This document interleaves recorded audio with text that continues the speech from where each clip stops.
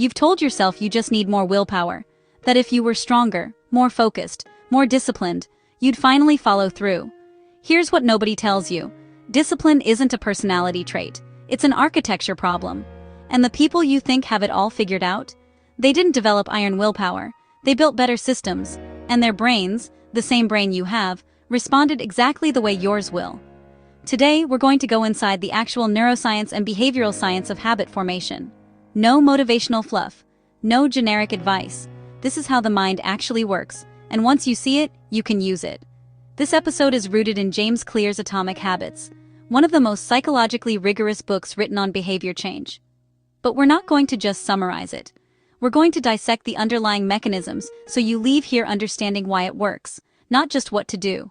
Because knowing what to do has never been your problem. If it were, you'd already have everything you wanted. The problem is in the gap between knowing and doing, and that gap is neurological. Let's get into it.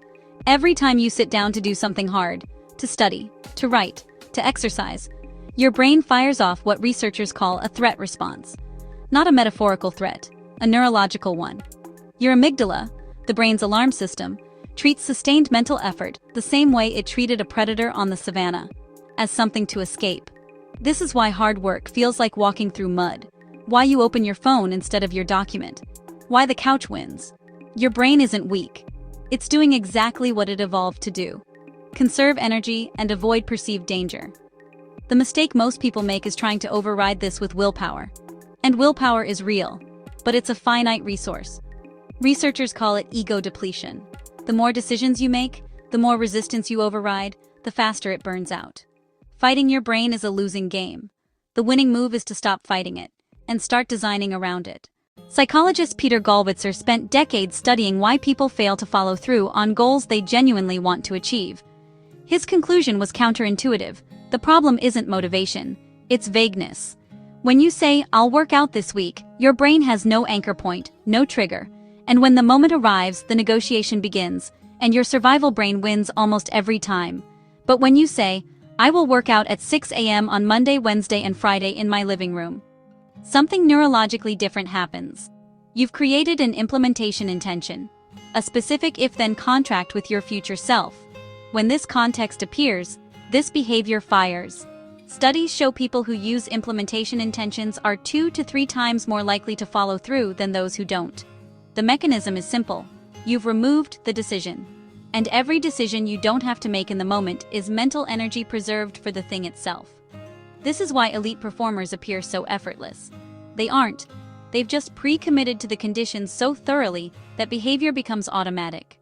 Here's something the self-help world almost never gets right about dopamine.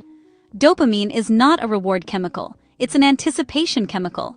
Dopamine floods your brain in the moment before a reward, not after. This is why gambling is so neurologically destructive. The maybe is more addictive than the yes. The loop never closes, and your brain stays locked in pursuit. You can deliberately engineer this. It's called temptation bundling. Pairing a habit you need to build with something your brain already craves. Only listen to your favorite playlist when you exercise. Only drink your specific morning coffee during deep work. Only watch a show you love while folding laundry. Over time, your brain begins to associate the reward with the activity.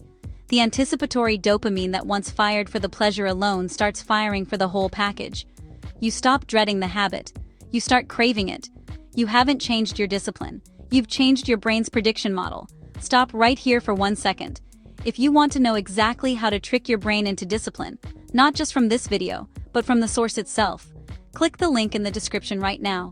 You can get Atomic Habits by James Clear as a free audiobook. Free. The full book.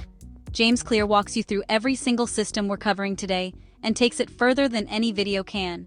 The link is in the description. Click it. Get the free audiobook. Do it now before you forget.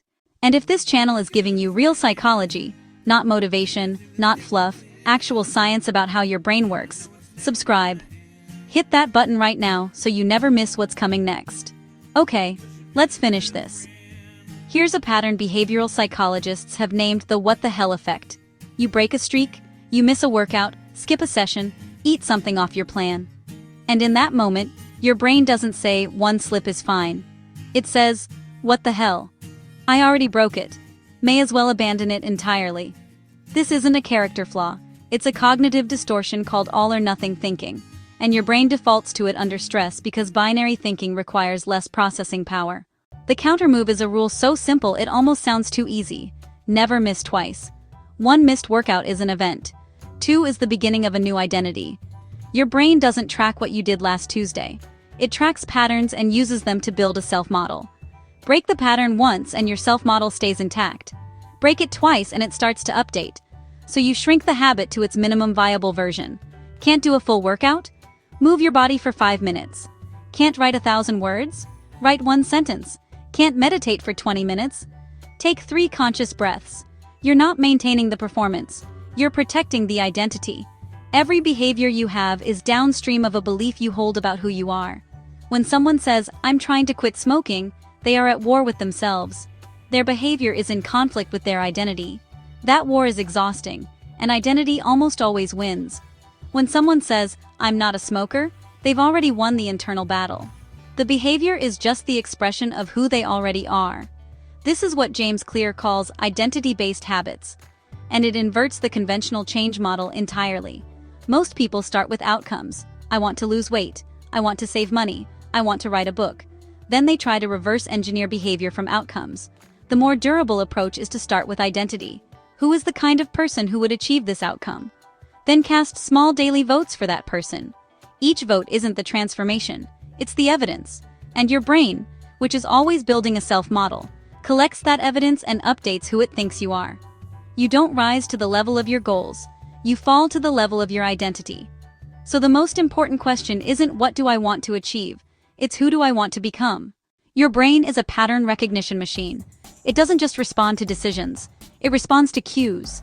This is why elite athletes have pre-game rituals that look almost superstitious from the outside. The ritual isn't magical, it's a neurological transition signal, a sequence that tells the nervous system, shift from default mode to performance mode. You can design your own. A consistent sequence of 2 or 3 actions, sitting at your desk, putting on specific ambient sound, opening a particular application, wires together over time into what neuroscientists call a conditioned cue. Your brain stops resisting the task because it stops being surprised by it. The environment piece is even more fundamental. Your surroundings are not a neutral backdrop, they are constant behavior prompts, and most of them are working against you by default. Phone on your desk? You will check it. Junk food in your cupboard? You will eat it. Gym clothes buried in your closet? You will not work out. This isn't weakness, it's architecture. The highest form of self-control is not willpower. It's designing environments where willpower is rarely required. Make the right behavior the path of least resistance. Make the wrong behavior require effort. Your future self will thank you. There is one more mechanism we need to address, and this one is critical because ignoring it undoes everything else. When you fail, and you will fail, the way you talk to yourself in that moment determines everything that comes next. Research by Kristen Neff and others consistently shows that harsh self-judgment after a setback leads to worse long-term performance, not better. Not because accountability is bad, but because shame deactivates the prefrontal cortex, the part of your brain responsible for planning, rational decision-making, and recovery. When you tell yourself you're lazy, pathetic, or weak after a slip, you are literally impairing your brain's ability to course-correct. You are making the next failure more likely, not less. Self-compassion after a setback is not indulgence. It's the mechanism that keeps the prefrontal cortex online so you can actually try again. Give yourself what you'd give a trusted friend. Then get back to work. Here is what we now understand about how the mind actually works when it comes to discipline. Your brain resists hard things because it's running ancient survival software. You cannot overpower it with willpower alone. Implementation intentions remove the decision point before the moment of weakness arrives. Specificity is the system. Temptation bundling rewires dopamine anticipation toward the behaviors you want. You're not forcing discipline, you're engineering craving. Never missing twice protects the self-model. Shrink the habit before you abandon it. Performance is secondary to pattern.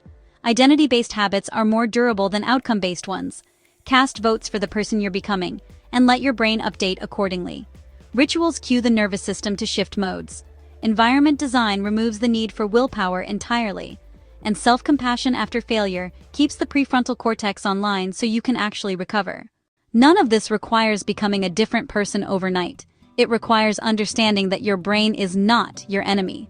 It's just running old code that was written for a world that no longer exists. The people who seem to have unlimited discipline are not built differently than you. They have built differently around themselves. Better systems, better environments, better identities. And every single thing they've built, you can build too. Starting today. Starting with one thing.